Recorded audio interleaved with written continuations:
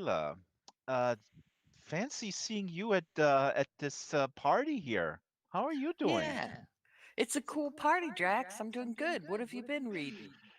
What have I been reading? What a strange question to ask at a party where we're supposed to drink, but it is nonetheless a good question because, as you know, I'm reading a lot. So I read two books this week. hmm Oh, well, what were they? They were very different at first. I thought they were different. So this one book is about this guy from the future who is basically able to plant himself in the head of a woman from the Victorian era, and he kind of drives her mad, and he's sort of like, spying, not spying, but he's experiencing what she experienced. So that's the one book. And the other one um, was about animals who can communicate with humans, and that drives the humans crazy because all of a sudden they hear all the animals, including, like insects that say blood, blood, blood all day long. And so it drives them a little crazy. So in a way, they're very different books, um, but they have the similarity. Like I said, it seems to drive people crazy. It is. It's cool. But it does sound wild and crazy, like animals talking and Yeah. future past possessions. Yeah. So, the Actually, I one read of a they. third one also. I read a third one where a woman, I think she's middle-aged. She just goes from Australia to Las Vegas and leaves everything behind. And that's a novella that unveils really disturbing stuff later on. But yeah, Oh, sorry, wow. I was stepping on you. You were asking me a question there. Well, I was going to ask what the books are, who wrote Oh, them. oh, good question. That's an excellent question, Shyla. I applaud you for this question. Well, turns out one of the authors, they're both from Australia actually, and one of the authors, her name is Angela Meyer, and the name of the book is a superior specter, and the other book of hers is called Joan Smokes, and the second author is Laura Jean McKay, with a book called The Animals in That Country. Yeah. Oh, wow. What's that guy doing in her mind? Is he like having relations? Are you saying that he's a pervert? He's just like I hanging out don't there and know. having mind-body relations, sexual I of don't know. nature in the Victorian era? Uh, Maybe because he's from the future. Who knows what it's like in the future? right, right, right. And he might go like, "Hey, the future is boring. I need to go in the past." Well, I can't really reveal that, Shyla, because I think that that would be kind of a spoiler, right? Yeah. What I can reveal about the book about the animals talking to humans is that there is a scene where in an old folks home, and the old birds talk to the crows. In a way, there it's a bird to crow conversation. Oh my gosh, that sounds awesome. That sounds Yeah. awesome. You gonna pick up these books, Shyla, you think? I think I'm going to pick up both these books. Yeah. As it, And so maybe the can the third one too. Yeah. well, yeah, the third one too, because I like the idea of Joan Smokes. Yeah. Um, She does smoke. well, I smoked, so that's okay. You smoke Uh, too. Yeah, I see that. You're not drinking, you're just smoking. I see. yeah, chill out. So I just have one more question. Do the people talk to the animals? Well, they communicate with in different ways. They communicate like, with smells and subtle sort of moving of fur and stuff like that. That's how the animals communicate. And then the humans, they usually talk back. Um, some of them do. I mean, like I said, I mean, some are literally driven crazy because they cannot handle the information overload, basically. So No, that's a that's real that interesting speaks. aspect. Yeah. Yeah, that speaks a lot to today. Well, I think I'm gonna go get these books. Awesome, Shala. Okay, nice seeing you at this party. Nice seeing you. See you at a party next time. All right, bye bye. Bye bye. Cut, cut, cut, cut, cut. Uh, Thank you. Big round of applause for Shyla, our extremely talented improv person, and I will kill the backdrop here.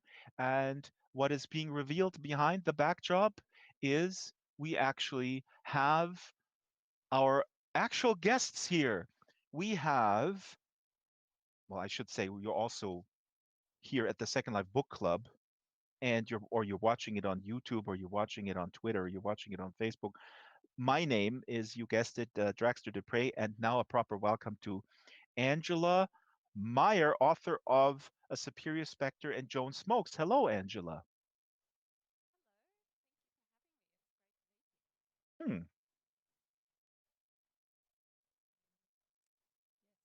I cannot hear Angela for some reason. Can people hear Angela? I hope they can. Okay, good. I cannot hear her. People can hear her. Please make sure that your mic is unmuted. Um, Angela is coming to us from Australia, and next to her, the whale, is Laura Jean McKay. Hello, Laura. Hello, it's nice to be here. I'll How does express it this through feel? bubbles. It feels like this. Laura is very expressive. Expressive. She's expressing herself through bubbles, and we'll wait for Angela to go on our Google Meet audio so we can hear her. But let me stay with you, Laura. What about this world here? How do you feel in this world and with this embodiment? Tell me, how does it feel? Does it feel as strange and overwhelming as it feels for the humans in your book? All of a sudden hearing the animal, do you have a sensory overload issue?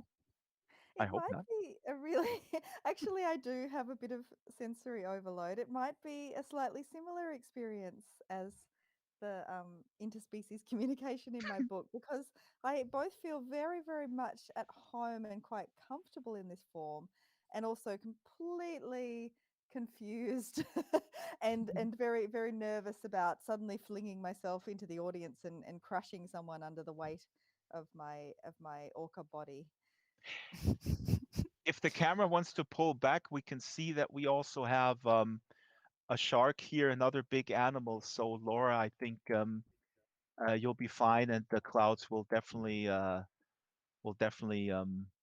serve as a buffer, maybe Oh, to your goodness. to your big to your big orca body.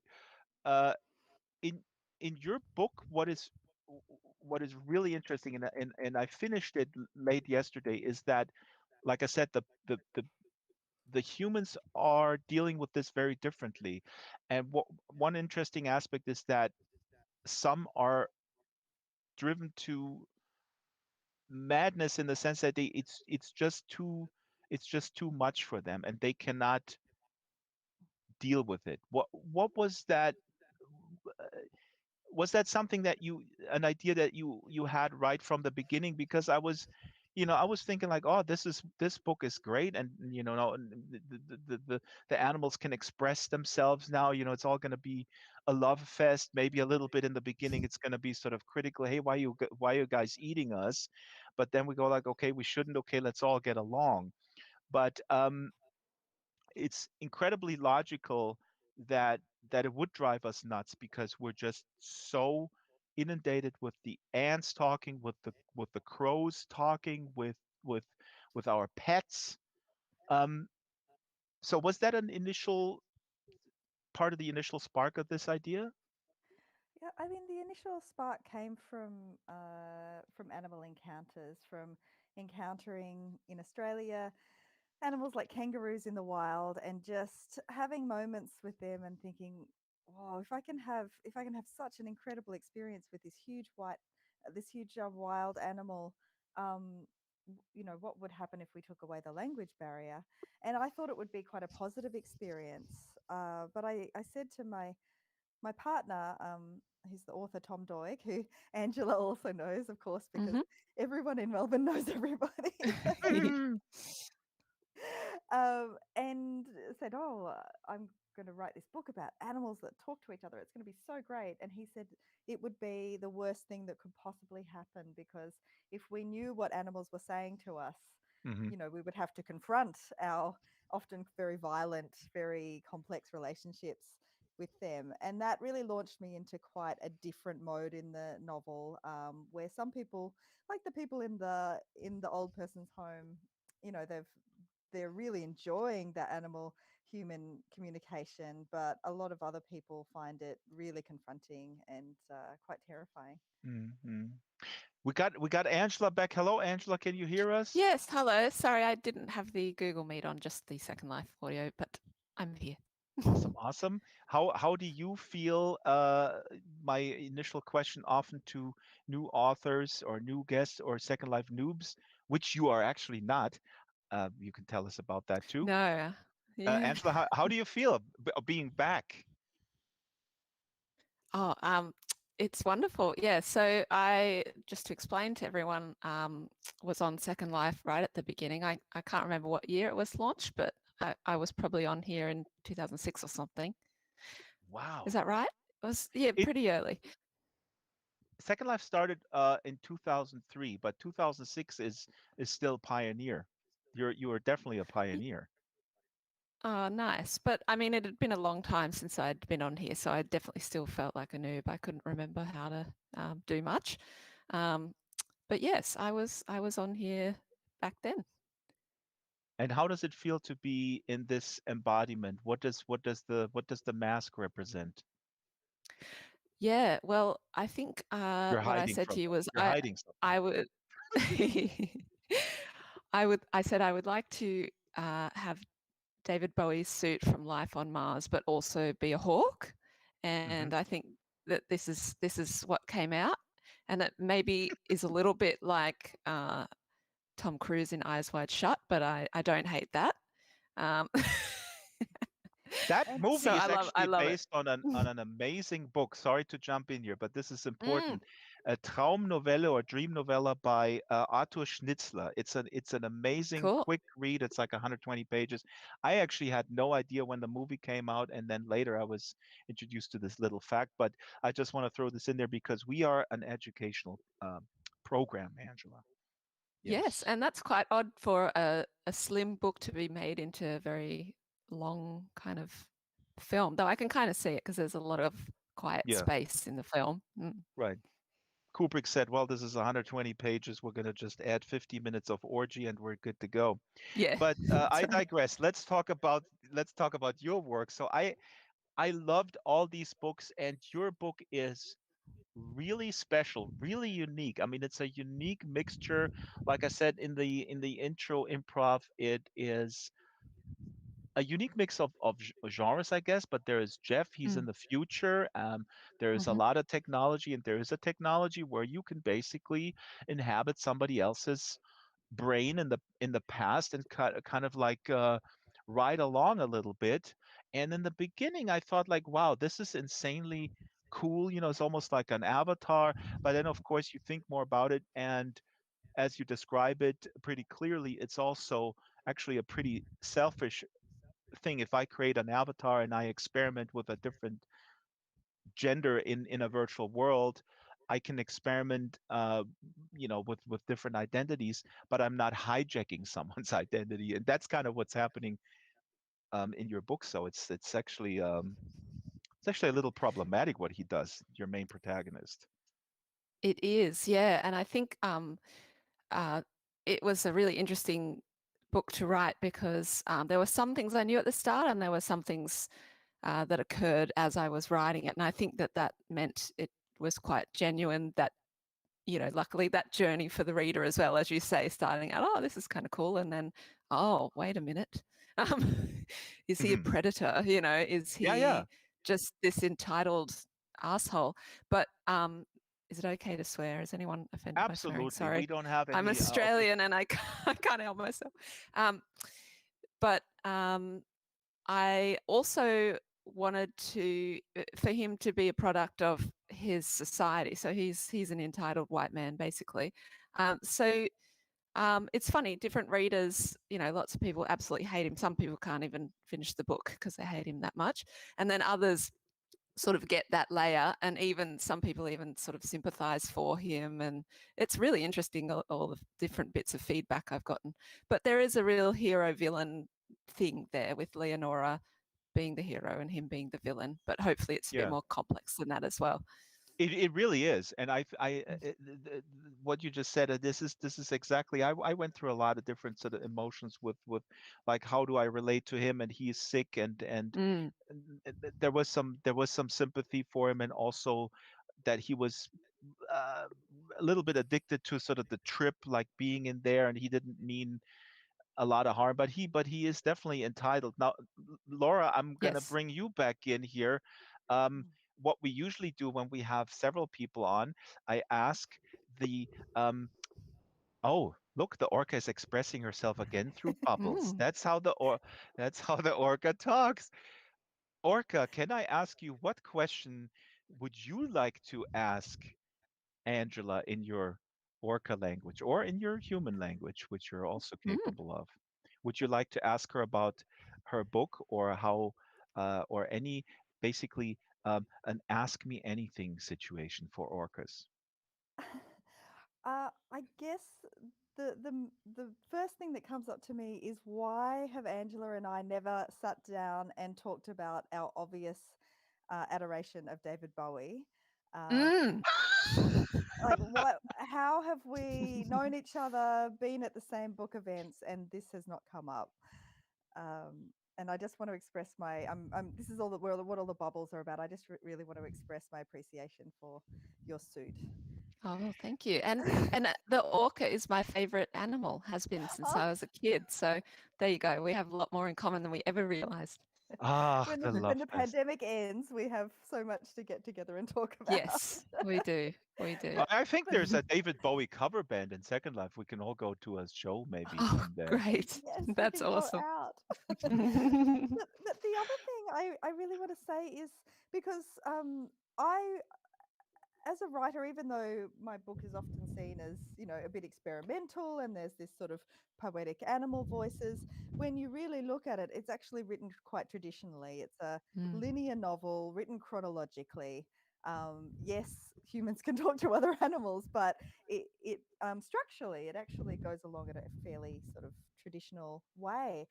It's kind of like a road movie too. Sorry to step in here, because that, for structure wise, because your main hero Jean, she hits the road with her what are they called again? These strange animals that you have in Australia. The dingo. If the camera can pull back, I think we have a dingo in the audience, and her name is Sue. Oh, wait a minute. Sue is just standing there. She should probably sit down. Sit down, Sue. Wow. There she is. Hello, Sue. Sorry, go ahead, Laura. Yeah, so it seems experimental, and on the road trip theme, that's actually quite a trope in Australian novels, and of course we have Mad Max. And when I realized I was doing that, I was horrified, but I was too far in to go back, so I needed to make it a road trip with a difference. But I am just so impressed and amazed in your novel, Angela, at this change in perspective, and how not only in a change in character, but even a change from the third person to the first person, and how you manage to hold these two distinct identities at once and make them so full and so terrifying. Yeah, I suppose the writing Jeff, weirdly, was a lot easier. I think because I've never really written a villain before, I kind of just had a lot of fun inhabiting him. Leonora was actually harder because I liked her so much, I think. I don't know if that makes sense, but I had to kind of go back. It makes sense. Actually, on my run sheet, I have a question. Do you just hate all men? That's big on my run sheet here, my question. But we'll ask that I later. definitely don't. But yeah, so she was a bit harder. And I think having him be Australian and her Scottish really helped, because just coming from different places, different time periods, I guess there was just so much I had to think about with each of them that would build them as completely separate characters. And there's a lot of contrast in general in the book, you know, city and country, and yeah, there's gender contrasts. Yeah, so I think I set it up on a lot of different contrasts. So yeah, I hope that Mm. answers that. Yeah, it's just, yeah, it's such a magnificent feat of characterization. And I feel for you holding these two people in your head. That did you write them at the same time? Sorry, I'm just asking the questions now. No, No, that's it's okay. good. I want to I'm ask you. I fascinated. want to Please. ask you stuff as well. Yeah. I did. Yeah, I do write in sort of a linear way. I'd love to know if you do as well. Because Oh. to me, it's just easier. It just sort of makes sense. And because I'm an editor as well, I've worked with lots of writers who don't work in a linear way, and I'm absolutely fascinated by how their brain can do that. But do you? Do you write in a linear way? I don't think I do. I tend to write Mm, linear stories, and yeah, chronological stories. I don't tend to go. In fact, in the animals in that country, there's no real flashbacks. There's some memories, but everything is sort of very, very present, and that's to sort of true. mimic or sort of embody this sort of present animalistic tone. But I think, I mean, I got a vision or a snapshot of the ending very early Mm, on, and I was building towards that. And the whale scene, there's a sort of a whale scene, which is where this orca avatar is paying homage to. That came very, very early in the 7-year writing, and I was really trying to get the whole book Seven to. years. That's right. Amazing. mm, I'm very slow. No, no. I mean, this is fascinating. What fascinates me, this comes up often, that you stick with something. And a little bit later, I want to ask you at the end of the show, like, writing tips. And one of the questions that I like to ask is, how do you stay with something where I think it's very human to question yourself if the big thing that I'm pursuing, there's going to be lows and highs, and in the lows you're going to maybe question yourself, is this story really that relevant that I should keep doing it? mm. I mean, I see this in my own work with the larger stuff that I'm doing as the main challenge, but I've done it so long that I have these little tricks, where I trick my brain to kind of dampen those doubts. Not with drugs, by the way. Kids don't take drugs, but other means. Um, I'm sorry that I'm interrupting here because I would like Angela to actually read a little bit, and then Laura will read as well. So Sure. we'll get a little taste of stuff.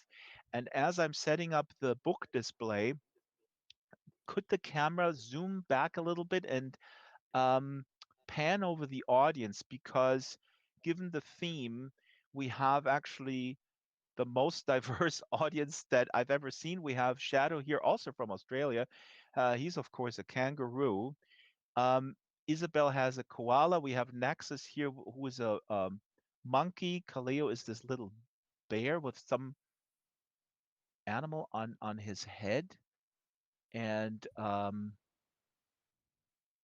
Oh. there are spotted quolls, which I didn't know what that was, but it's in Laura's book. And of course, we have Squawking Soderstrom, who is a big griffin. And we have Shyla, the super gecko in the cloud. Shyla, you don't have a cloud? You should sit on a cloud. And we have a lot of fishies here. We have Ratty Boy. We have a rat. We have a cat. We have two cat. We have a tiny little cat, and we have another kangaroo. So yeah, I'm Everyone quite looks happy. amazing. That's Mm. so incredible. If I had control of my body at all, I would be able to appreciate this, but unfortunately, I'm You- flipping around. I will come back. oh, there Mhm. you are. Oh, you flipped around. You looked around a little. I see. Oh, the orca left us. See, but the orca's coming back. There we go, orca. Mhm. Take your time. Take your time. Just don't make it 7 years.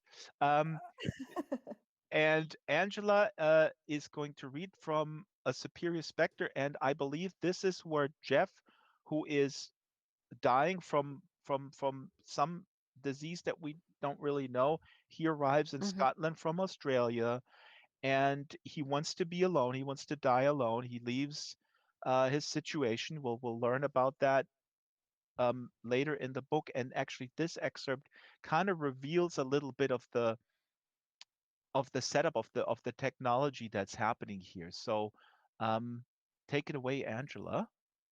Thank you. Yeah, I chose this section because it does just go a little bit more into how it all works, if that's intriguing to anybody. Is there anything else that we need to know? I mean, I think he introduces the woman Leonora in that section. Yeah, I'll just explain. So he has left Australia and he's just crossed the border into Scotland. This is in the future, so there's a hard border there. And because Scotland will be independent again at some point. So this is he's sort of going back to explain when he's just gotten into Scotland and when he first used this technology to sort of trip back into the mind of Leonora. So I'll take it away and we can explain anything else afterwards if it's not clear. My calves aching could have been what woke me, or the hunger. My body felt overheated and scooped out. I creaked back down the stairs of the inn and found a few people sitting around wooden tables and propped at the bar. My timing was right. So I sat away from the window and ordered from the same lovely girl a half pint of something dark and some haggis. I supposed it would be tube meat, but who knew? The environment here was clinging on and they were charging a mint. I wished I'd brought a book down, as someone sitting by themselves has to glance about the room or find something and fix their stare on it. And these actions did not suit me. I would probably creep someone out. I decided on a roving eye, but accidentally kept locking with a large ginger fellow by the door. Why was he looking at me? I wondered. Was he a border guard undercover? I moved my eyes to the table in front of me with hot prickles of paranoia at my brow. The haggis was perfectly spiced and filling, just as I'd always dreamed it would be. I asked if I could take a dram of whiskey upstairs, a viscous, the Balvenie Portwood, and the girl said I could.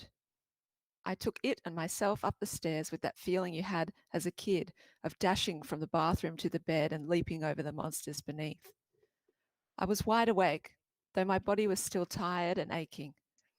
I wanted to get away from myself, even though this activity, this running away to Scotland, was a way of confronting myself. And so I took the tab out of my bag and decided to chase the whiskey with the past, enter the mind of someone else. The way that it works, at least as much as I know from what my colleague Henry told me, is that the tab assigns you to a host from the past, within a broad vicinity and from any era. Someone whose brain functionality is roughly the same as your own. The further back into the past you go, however, while tripping, the more difficult it is to maintain the link. The tether is pulled tighter. And so the further back, the more exhausting it is for your brain also. This was something Henry had told me they were still working on, trying to minimize the harm, giving the tabs more limitations. I also believed that this was why a person was supposed to only visit the same host 3 times. I wasn't worried about exhausting my brain, and so I planned to ignore that warning. I knew I'd have a lot of time to kill, and this was a unique way of checking out. The tabs were risky, but that was why they would also appeal commercially. You might end up inside the head of a woman giving birth with no pain relief in the 1700s. You might wake up in the Vietnam War. More likely, you might enter the body of some fat, sad old dude cooking eggs alone in his apartment in 1962. Their mind communicates with yours and melds completely so that you feel what they feel, see what they see, touch what they touch. You are inside their consciousness like a multi-sensual camera, passive, inert, but recording. If they are speaking Arabic, you understand Arabic because you are them. You are not yourself. When you wake from the trip, you can analyze the experience, but while being hosted, you do not have thoughts about the situation, the person. You cannot act.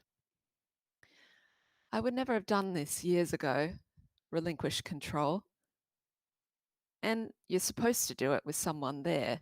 The tab sits under your tongue and hooks on the teeth, so there's no choking hazard, but, the roof may cave in on you while you're tripping, or someone might try to take advantage of you. You could be woken by someone taking the tab out of your mouth. Otherwise, each trip takes its own course, and time in the past is compacted, damped down like layers of the earth as new springy layers settle on top. The further back you go, the more you get out of an hour. An hour tripping can be 2 hours of experience in 1980, a day in the 1900s, a week in Elizabethan times. Another reason they're attempting to put controls on the tabs. Imagine if someone accidentally tripped back to ancient Greece. When they woke up after an hour, they'd feel they lived a whole lifetime, a dream for some, a nightmare for others. Time goes on between trips as well, so you never just pick up their life where you leave off, but catch up with them along the way. Henry had assured me that this prototype had some controls in place already. For example, that once the tab selected a host for me, only I could use it. It would not work for anyone else. So, knowing there were controls in place, I wasn't as apprehensive as I should have been, perhaps, when I began visiting Leonora. Wow, and Thank you. that's Angela Meyer reading from A Superior Spectre. Big round of applause. It was a wonderful reading, setting the scene here and setting the mood. I'm going to bring up a slide here. This is a quote from you that our co-producer, my co-producer Schuyler, put out there, um, where you say it was the perfect time to go away, to go back to the environment of the novel. This is about redrafting. Uh, I suppose you're talking about this book, where you redrafted it. What do you mean by redrafting? Sorry, Completely rewriting it? I'm at the wrong angle to see the quote, but of what I said that I can't seem to spin around. But hang on, if I press escape first. Let me So, read it. It you say it was the perfect time to spend whole days contemplating the flesh of the narrative because its bones were pretty solid. But yep, when yep, I yep. think back, you continue, I wonder if going away was also allowing myself to grieve, as I had also come out of an almost 6-year relationship to go away on an isolated place. So two questions here. You isolated yourself, I suppose, physically to finish this novel, but also the redrafting. Again, this goes back to what I said earlier. It's amazing, the feeling that you must have, the strength of this conviction that you are onto something, that you spent the time to completely redo it rather than just throwing it in the bin.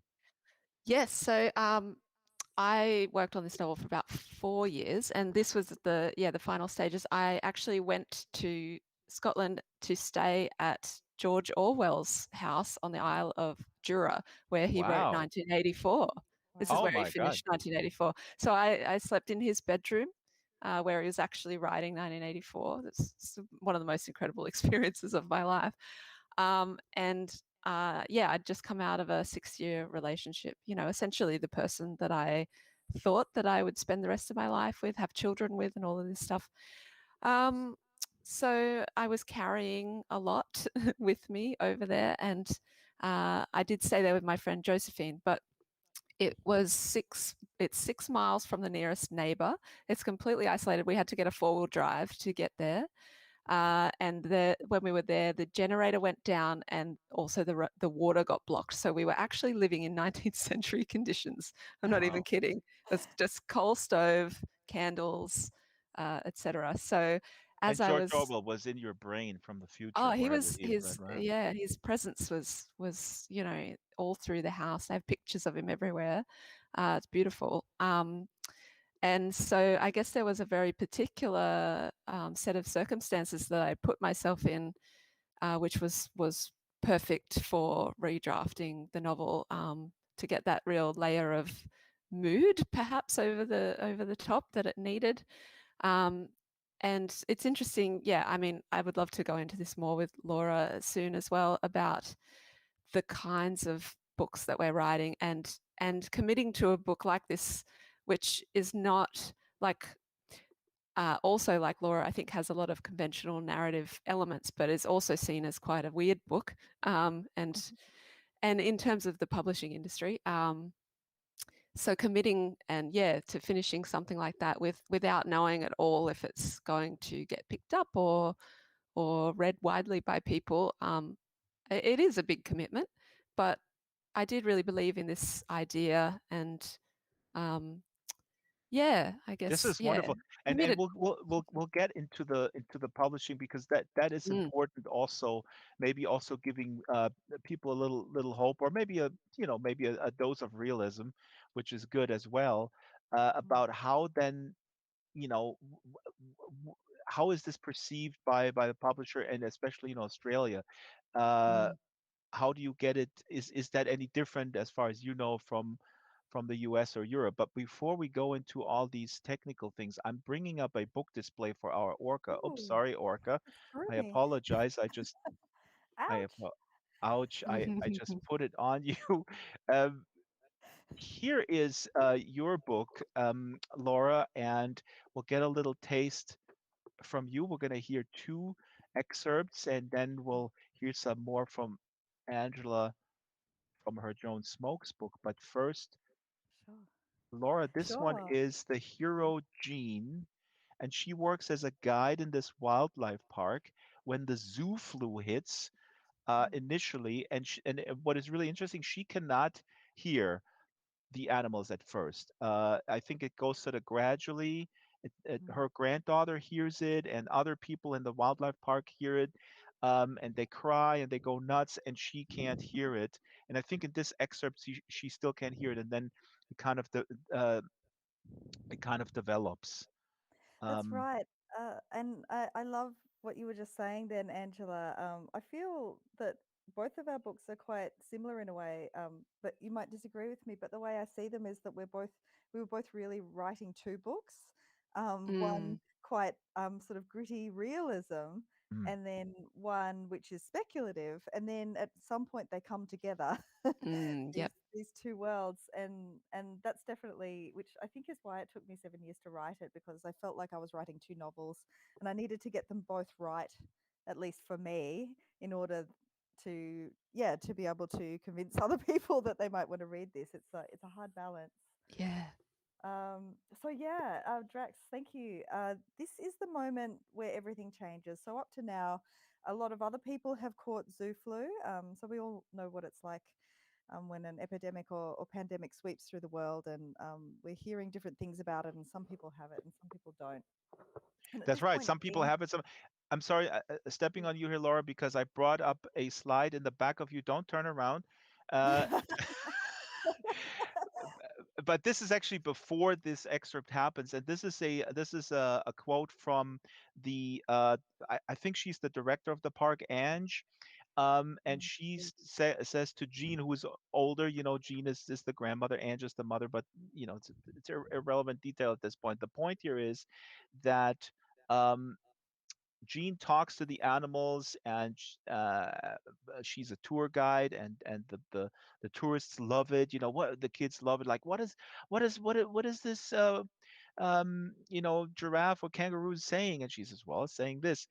And here in this quote, the director says, "This is not Disney. It's not the Lion King. The manual says people who anthropomorphize tend not to read cues, and people who don't read cues are dangerous to themselves, to the animals, and dangerous to visitors.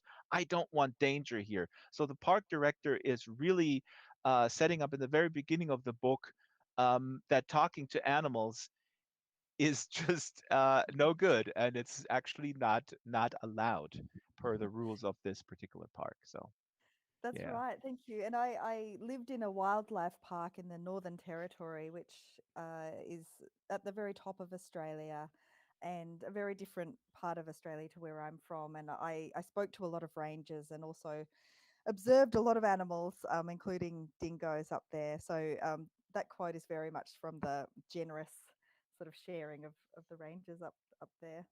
But the part I'm about to read out is where everything changes really. So Jean is just about to get sick. This is the moment where she first hears non-human animals. Inside the food store, it's quiet and empty. Cool metal prep tables in the snot-coloured dim. My body has sucked all the heat from the day to radiate it back out through the slash in my fucked up hand. Expect steam when I wash my burning skin in the sink. The water hurts my face and I shiver, now freezing. Drag the cold room jacket on and collapse onto the gurney we use to examine sick beasties. I'm there like a bat with her wing clutched, my ancient fingers grabbing the air. The shivers pass again into heat, then cold again, but not as bad. After the next flush, I feel good enough to sit up and take the jacket off, wet with sweat. A spider sits splay-legged in the corner, watching a fat blowfly do wheelies through the air.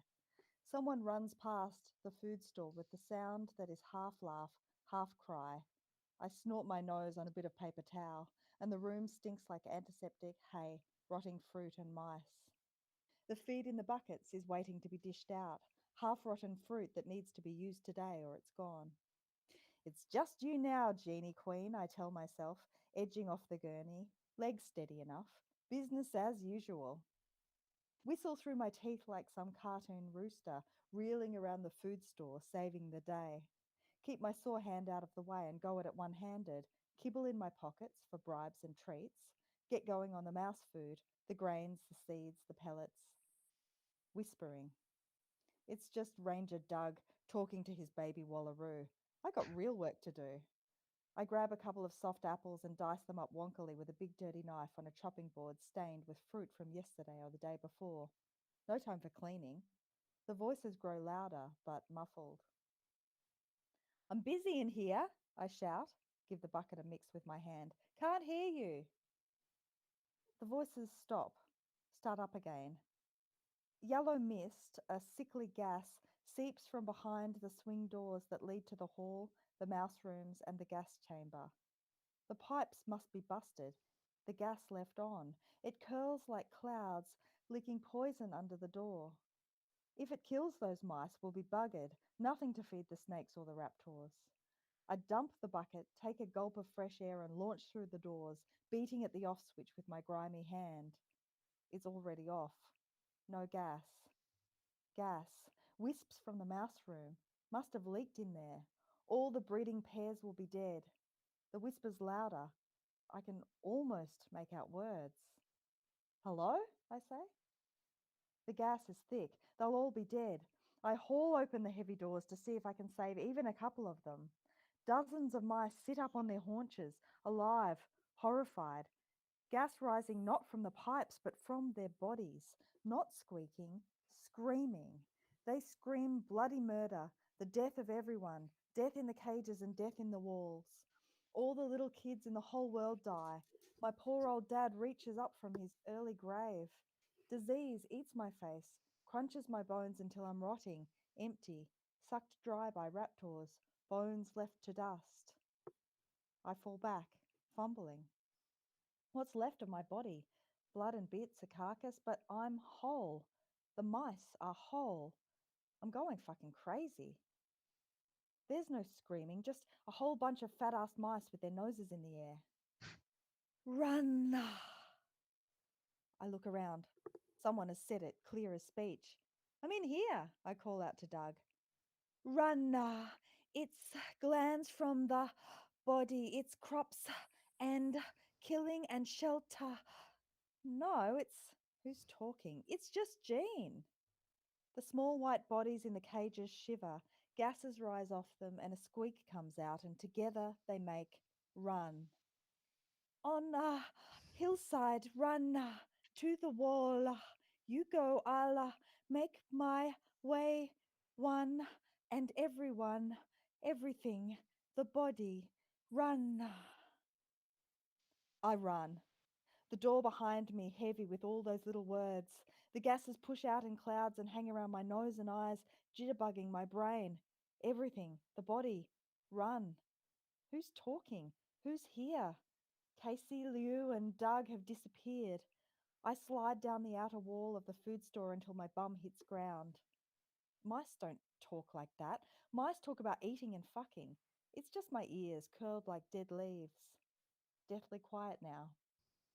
Only the rumble of distant motors. Whispers from the tree hollows. I push myself up to standing, to some sort of hope. Glitter. What? I can see its glitter. Give it to me. Closer to the hot road, there's the blessed noise of an engine, a park ute by the sounds of it. Grows distant, melts away. In its place is panic. They've left me. Everyone has left the park and me in it, with the mice and the gas and whatever the fuck is the glitter.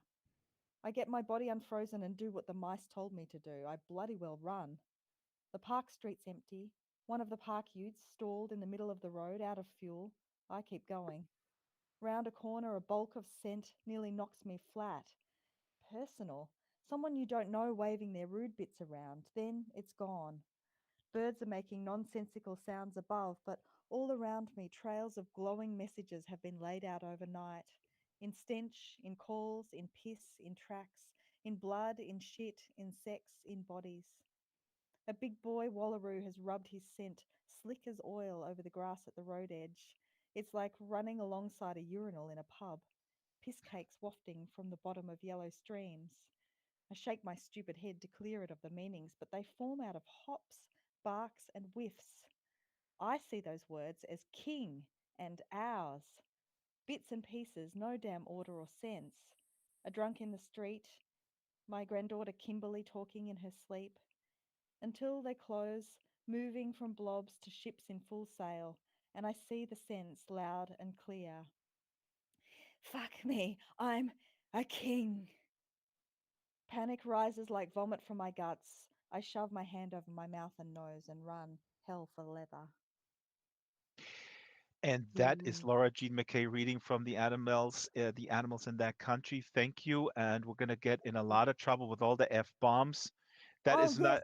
I'm No, also that's not your Australian. fault. This is. Angela preempted this. Yeah, sorry. We can't help it. Yeah. Listen, Laura, I'm gonna get fired, and you have to take over my job. So that's all good. There'll be some saucy language in the new iteration of my book show. Very good, very good. You'll rebrand everything.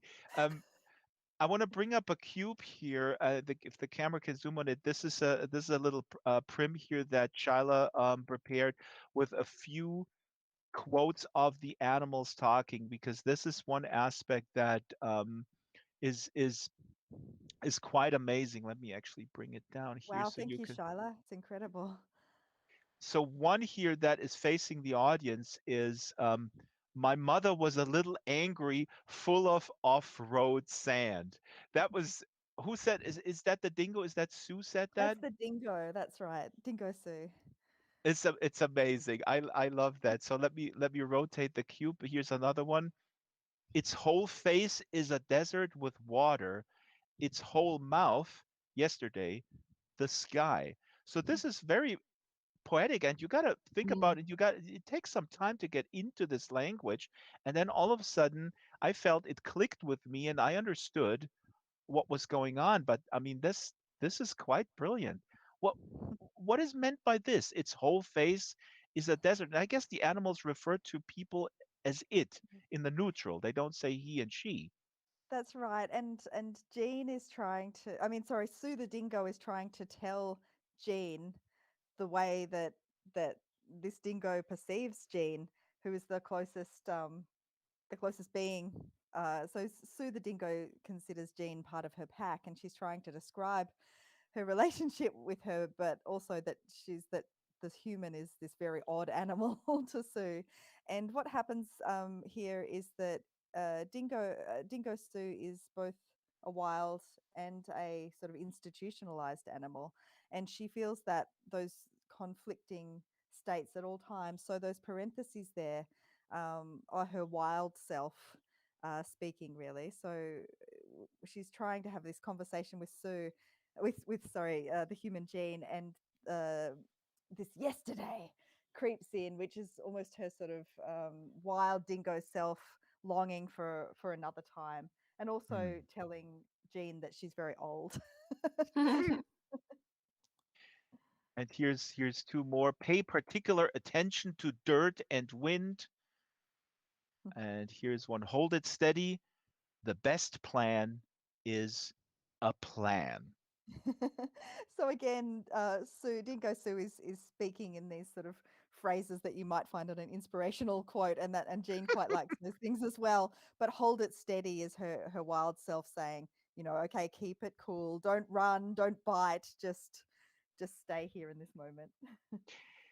We are here live on the Second Life Book Club. If you're just tuning in or if you're just dropping in, this is Laura Jean McKay and Angela Meyer, both originally from Australia. Laura, I think, isolated in New Zealand at the moment.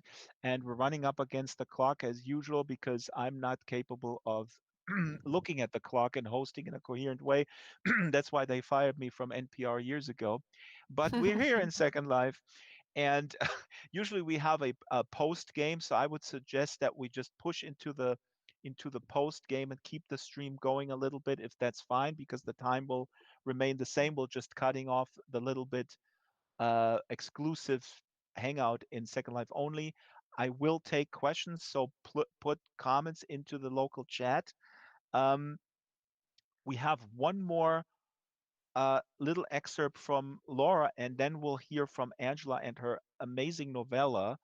So, Laura, let's go straight to the next excerpt. And I'm very happy that you picked this one. This is a very dramatic scene. Um, you can read it in its entirety. I don't want to suggest that you skip I might cut something. it down a little. Yeah. Yeah, if you want to cut a little bit on the fly, that will be cool. Okay. This is a really important scene, and you'll hear, folks, that this shows us well, that animals are not little cuddly pets. And I think I said this before we went on the air. There's a Werner Herzog documentary called, um, I think it's called Grizzly Men, about this Yes. guy who moved in with the grizzly, and he was under this delusion of I love the grizzlies. I'm an environmentalist, and I will live with them. And he was eventually killed by them. So. Um, Please go ahead. If is there anything Thank else you. we need to know? At this point, everybody can sort of communicate with the animals, I think. More This or point. less at different Yeah. stages, just like with a normal flu or a disease, different people experience different symptoms. So at this point, uh, Jean and her granddaughter Kimberly can hear mammals or can understand mammals, but they haven't progressed to reptiles or insects or birds yet. But the manager of the park, Angela, who's also Kimberly's mother, she's really advanced in her illness, and we will see what And happens she's there. the control freak that is all like, okay, we gotta go by the manual. I'm the director. That's right. And she's always concerned. I mean, right? I mean, that's her job. She's very concerned about what's happening and what to do with the park. Should we release the animals? What should we do? So here That's we go. right. So they're entering the sort of aquatic enclosure right now. We turn a dim corner. A small wooden sign says Bernie the saltwater crocodile, 3.5 meters. Kim's favorite enclosure. The glass shows a cross section of pond and land. Up on the dry bit, a little door connects the outside, sun sliding in through the gaps. A walkway around the top of the pond means that rangers can deal with Bernie without actually ever having to touch him, dropping chickens into the water and knocking him out with the tranquilizer gun if they need to. Bernie is alone in there now, submerged and hovering in the centre of the pond, the size and look of a fallen tree, a gnarled, woody reptile lit by the skylight high above the water. Perched above a long jaw lined with teeth sits his yellow eye, his gaze trained above him. Still watching the surface, he sinks like he's being lowered on a platform. Small clouds of sand rise at his massive feet where they land. I thank all my lucky stars I don't know what he's thinking. The door that leads into the enclosure from the outside rattles and Angela ducks in, face striped with tears. I let go Kimberly's hand to rap on the glass. Angela takes a few steps forward. Kimberly touches the glass too. Ange ignores us. We pound harder, yell. She only has eyes for the pond. Beneath the surface, Bernie is watching. Hello, I'm a person, we hear Ange say. A human. I want to talk to you. She says it slow and clear. We all know very well Bernie has the best hearing of anything in the park, even underwater. Bernie heard Ange get out of bed this morning. He's been waiting ever since. He stays perfectly still, but his body must have said something, and that something rippled through the water and popped in a bubble of meaning for Angela to hear. She sucks her breath, glances at us for the first time through the glass. Her face says, "Did you get that?" I grab for the walkie-talkie at my hip. "Emergency! This is Jean in the aquarium. Ange is in the crock pit. I repeat, Ange is in the fucking crock pit." There's a crackle, then nothing. "Why is Mum in there with Bernie?" Kim's voice wobbles. "You're not supposed to swim with crocodiles." Angela steps a little closer to the water.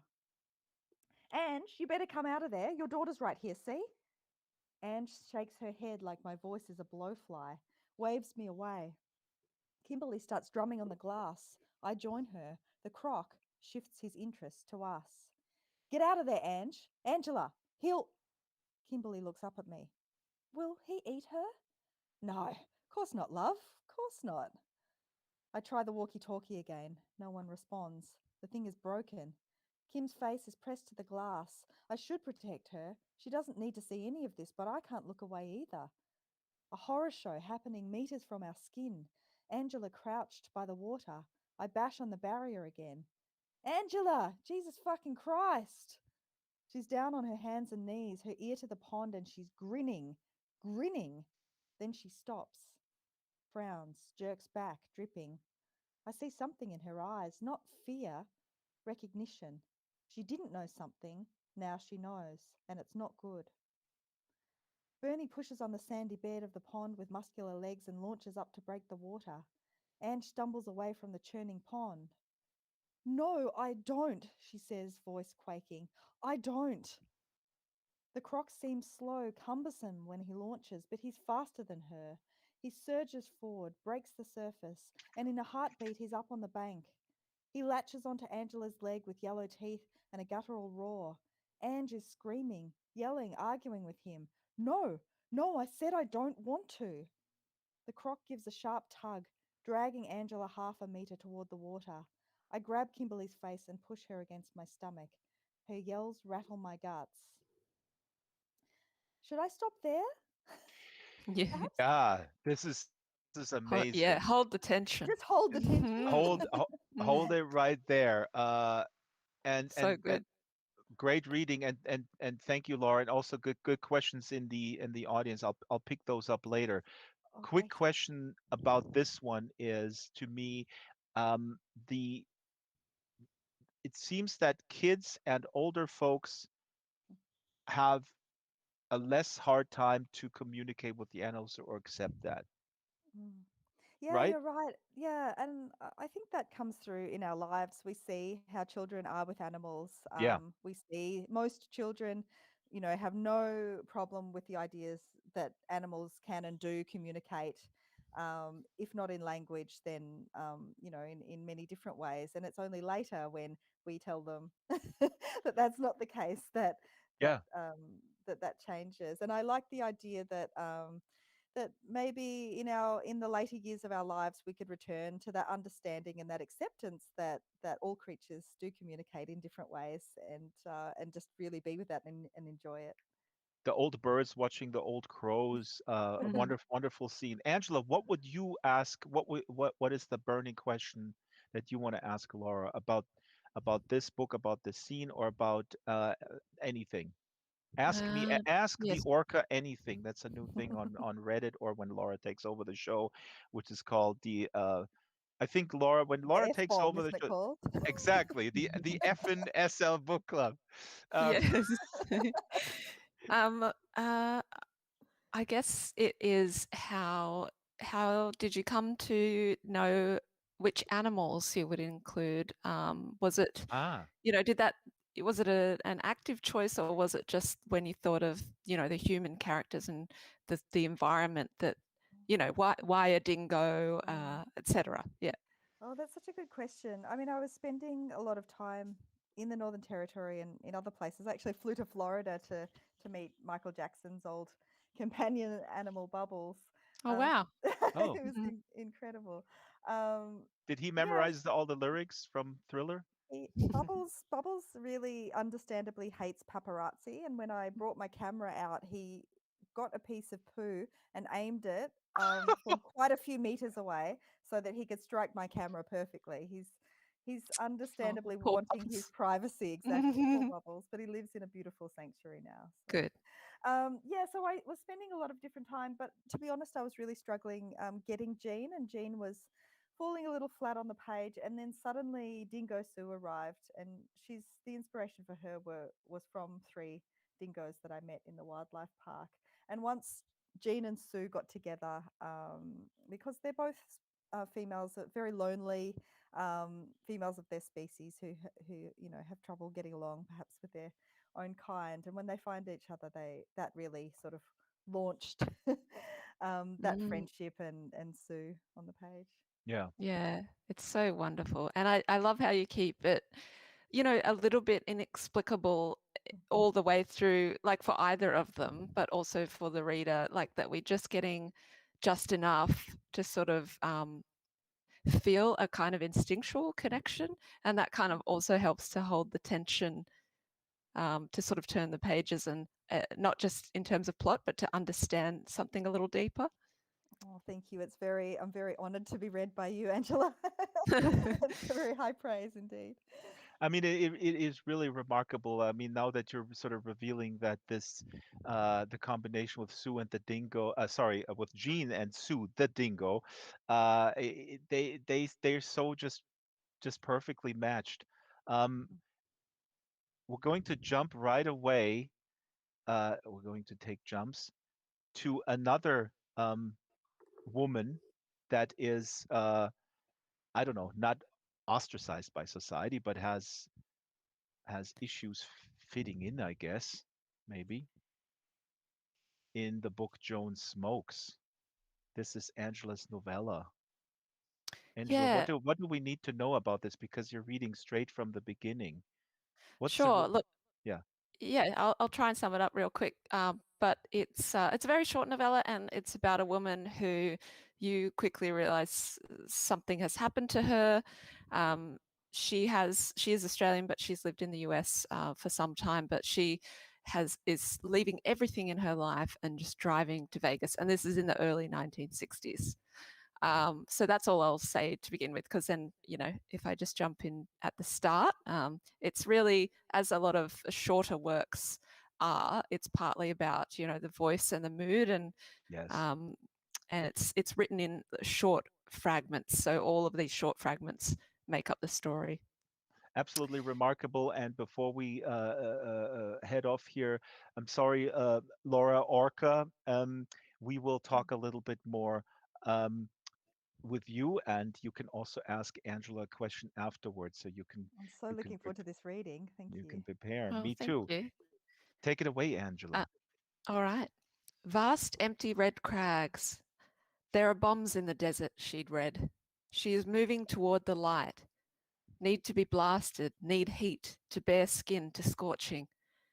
Need to radiate the piled on pain of 33 years. Need the heat in order to need less, to melt herself down. Fingers on the wheel, bare basics, money, food, sleep, touch.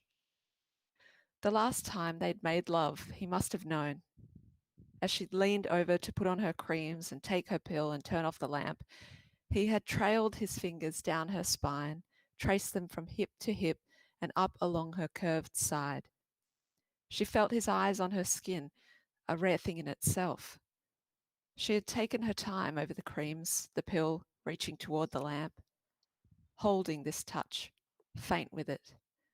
Blink. Don't think about it. She'd seen the Las Vegas Strip in a movie. It is just as technicolor in real life. The radio plays Be My Baby by the Ronettes, and she flicks it off because love songs are ice. The lights make sound in her eyes. On one sign, the soprano crescendo of pink. On another, a swooshing fan of green-blue. Everything is tall. The buildings, the cars, waterfalls, and feathers. It is orange desert dusk. She does not know where to go. The money has to stretch out until she gets a job. So where is the off-strip, less tall area where the workers live? But she could just pull in here under this sparkling roof and let the valet park the car. She could walk into that casino and play the games her father used to play in Brisbane, swear like him, drink like him. Another dead man. Don't think about it. She's not dressed for the casino, she supposes. She will find a place to sleep and come out in the day and take care of that. She should probably swap out this old Anglia anyway, just in case anyone wants to find her.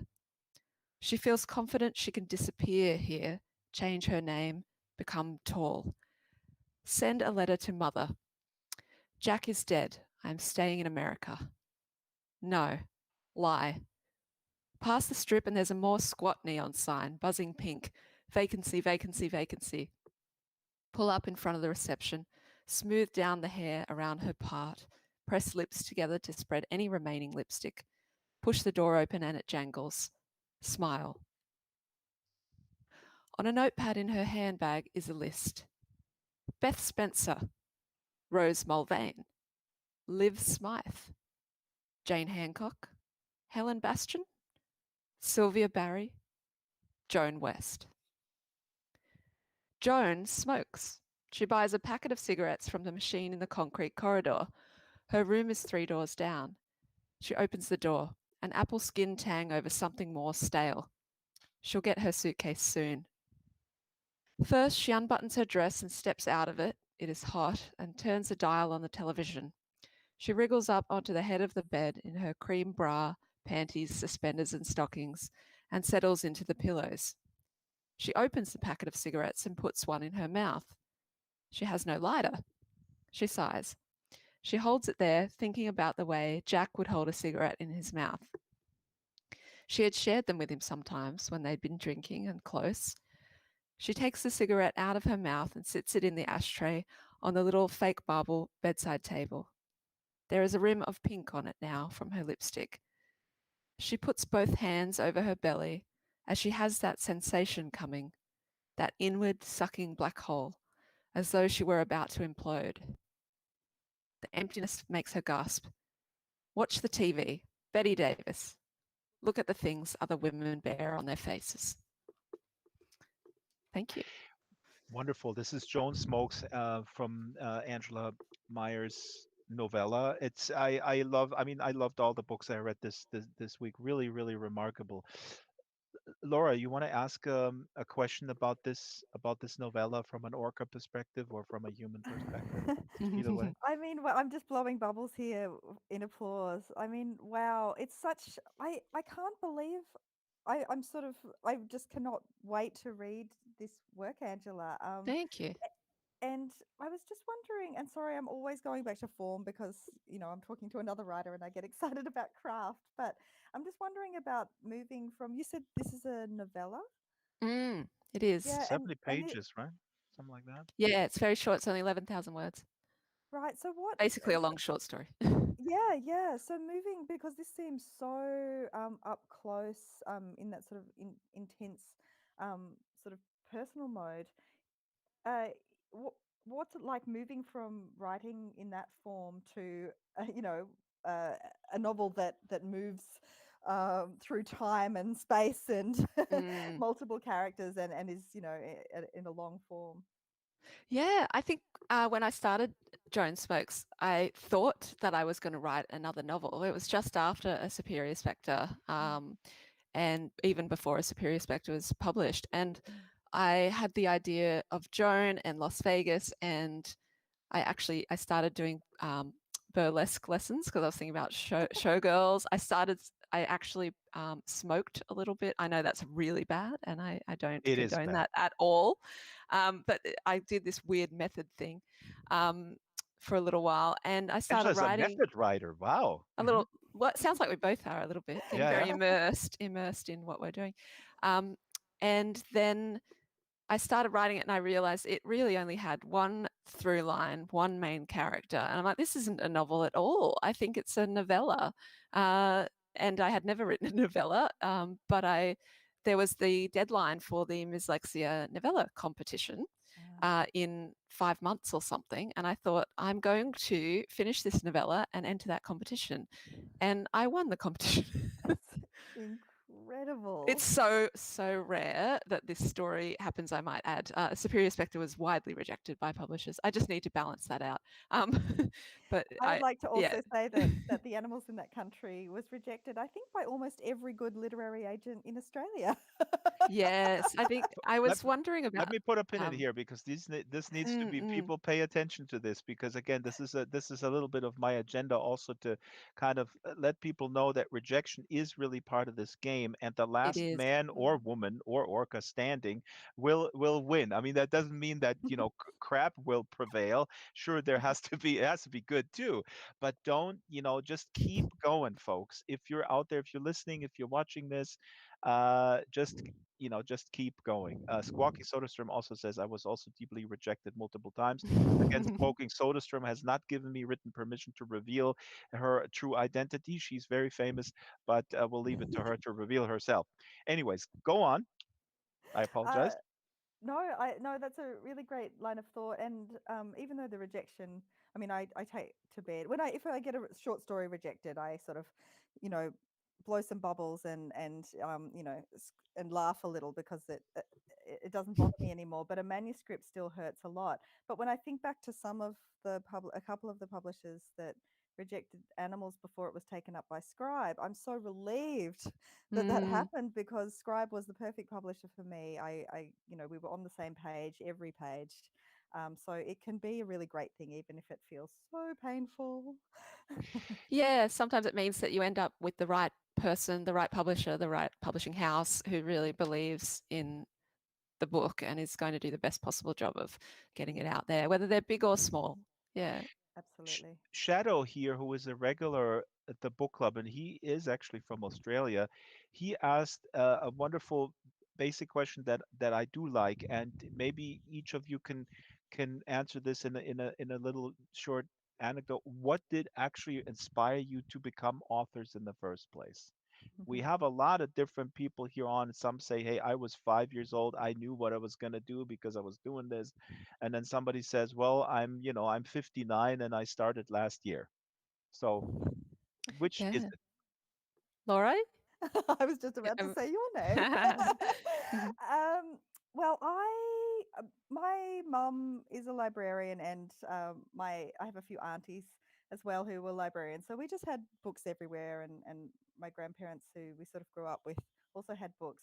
But my dad, who was a poet, had passed away just before I was born, and left all of these poems, and there were always his poems around the house. And Mum had published a posthumous book of his poetry. And so he was this sort of legendary figure who apparently wore purple hot pants and, had a Mm. perm and wrote poetry. So my entire life, I thought that was a pretty amazing, cool Mm, thing to be. And when I came across his poetry when I was about 12 or even 11 in a big suitcase, I just started writing myself. And so I was always just there. I don't think I thought I'm going to become an author, but that was just the way I could best express myself. And I had these great role models who were readers and writers. that's so wonderful. I was not super surrounded by literature as a kid. My parents, well, my dad was an electrician, my mum worked in retail, but they were really passionate about their daughters having a good start in life. And so, like every year at Christmas, we would get books. And just reading like Roald Dahl and Emily Rodder, and I just fell in love with reading as a kid.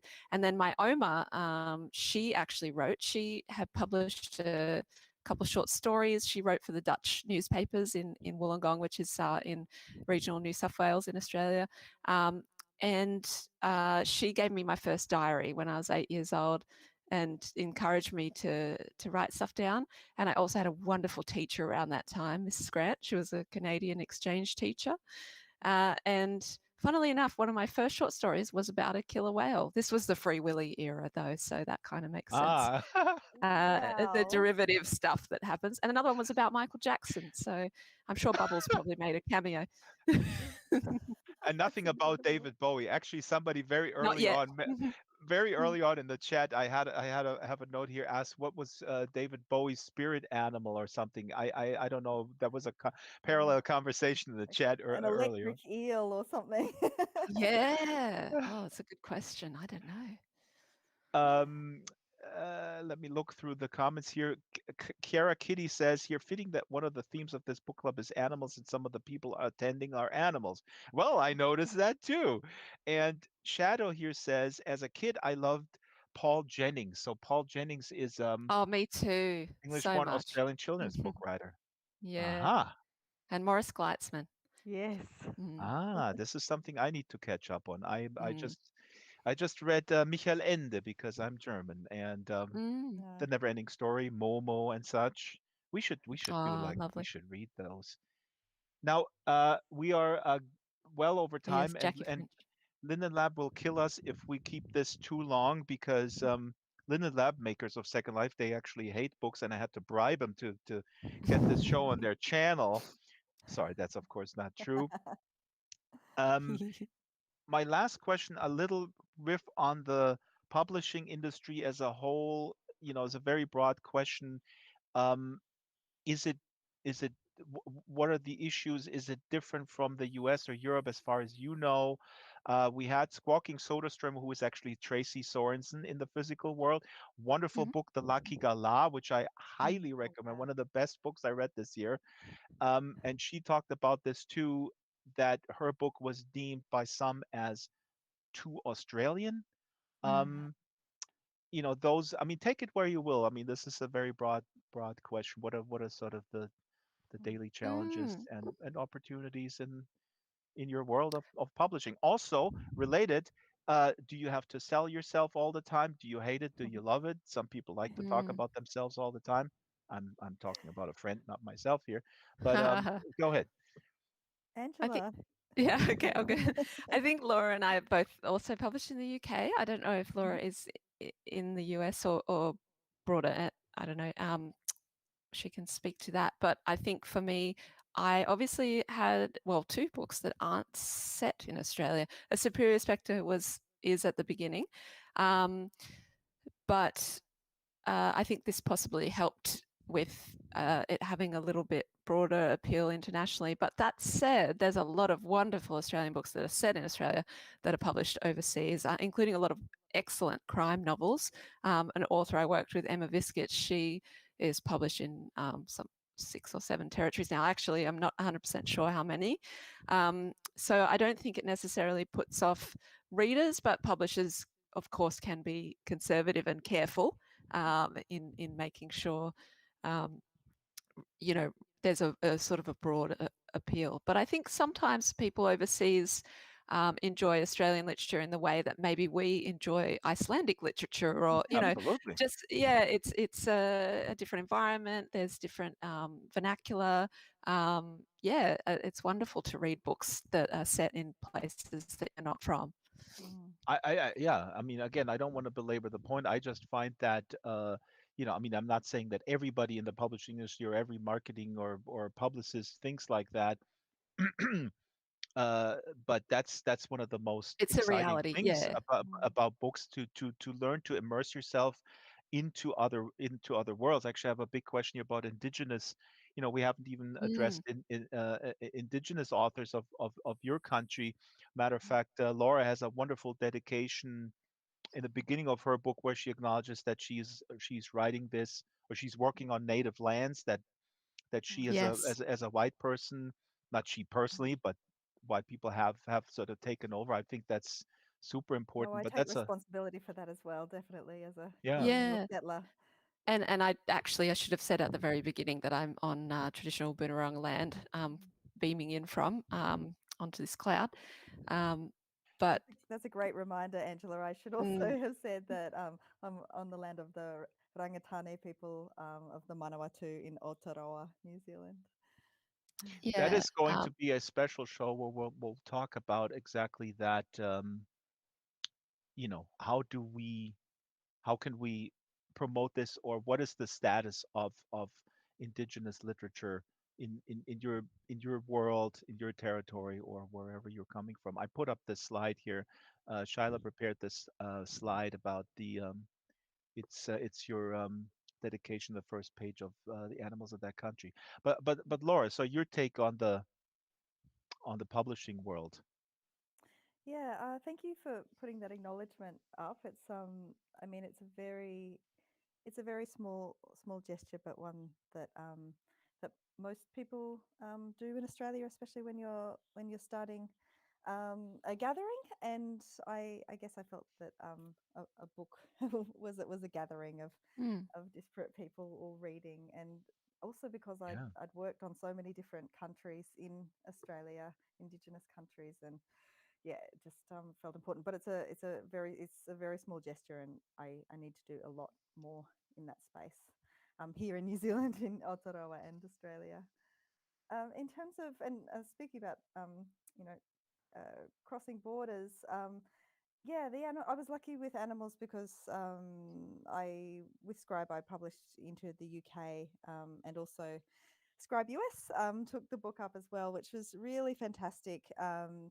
Especially when the book was released into lockdown, it was funny to think that my little book had a life mm, out there and was going onto shelves and flinging itself around the world when I was staying inside. That was quite a strange and wonderful feeling. It's been interesting with the UK, especially because I feel that the sci-fi people have Hmm. taken it up a little more, even though in Australia that community has been really supportive as well.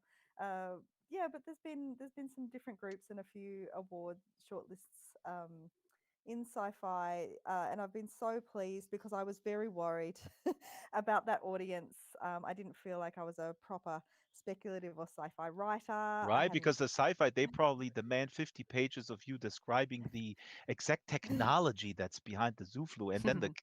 the possible cure as well. At least Well, 100 we think pages, or that. you get angry emails. We think that, but the sci-fi community, I think, are such generous readers.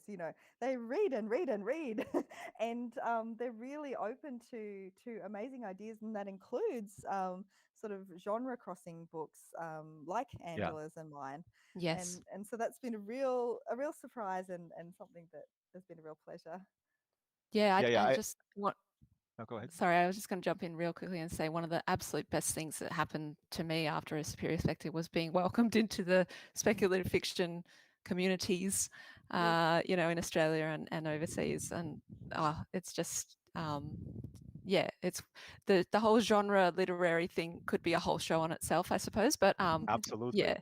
That's actually a theme that I want to explore with a bigger panel where we really talk about this as well. I mean, there's certain assumptions of closed-mindedness, and then there is certain assumptions of superiority in other genres and Mm, such. And I always talk about that. I grew up in that environment when I got into Conan the Barbarian when I was a teenager, and my mom was not pleased with scantily clad women on the cover, Uh, and kind of one-dimensional characters. But I came out as a fairly, I made it to a fairly well-rounded individual. I suppose some people may differ, including my psychiatrist. But I digress. We're out of time.